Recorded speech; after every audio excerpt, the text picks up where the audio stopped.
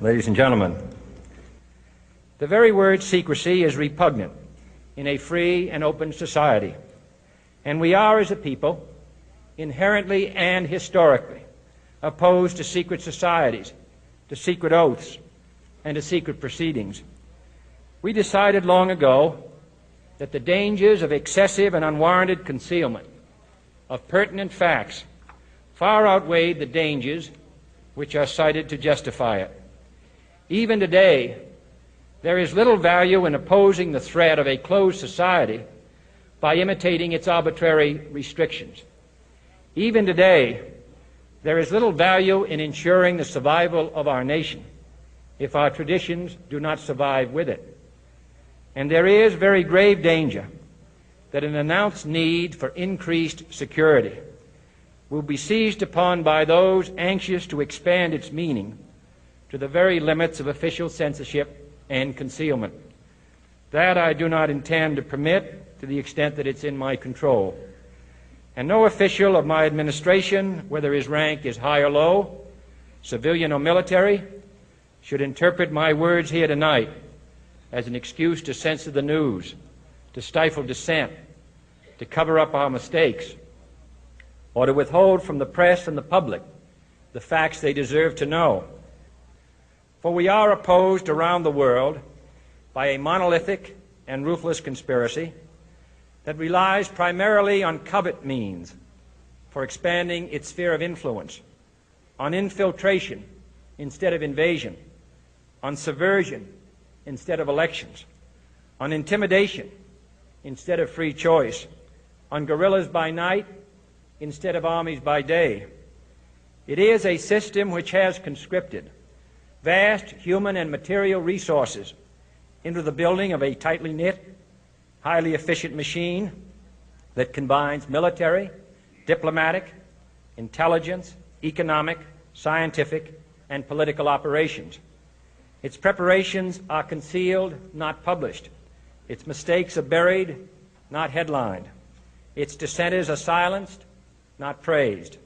No expenditure is questioned, no rumor is printed, no secret is revealed.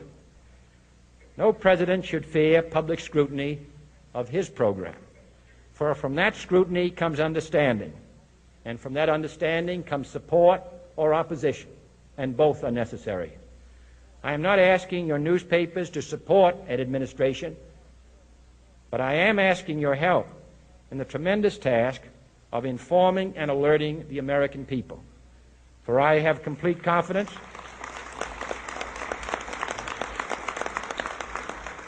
in the response and dedication of our citizens whenever they are fully informed. I not only could not stifle controversy among your readers, I welcome it. This administration intends to be candid about its errors.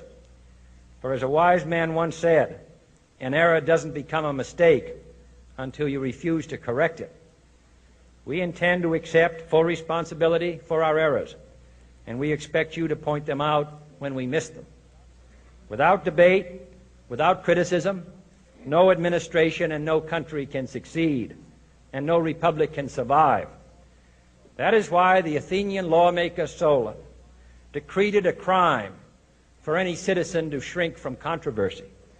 And that is why our press was protected by the First Amendment, the only business in America specifically protected by the Constitution, not primarily to amuse and entertain, not to emphasize the trivial and the sentimental, not to simply give the public what it wants, but to inform, to arouse, to reflect, to state our dangers and our opportunities, to indicate our crises and our choices, to lead, mold, educate, and sometimes even anger public opinion.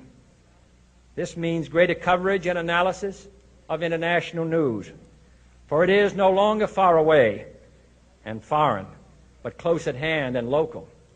It means greater attention to improved understanding of the news, as well as improved transmission. And it means, finally, that government at all levels must meet its obligation to provide you with the fullest possible information outside the narrowest limits of national security. And so it is to the printing press, to the recorder of man's deeds, the keeper of his conscience, the courier of his news, that we look for strength and assistance, confident that with your help, man will be what he was born to be, free and independent.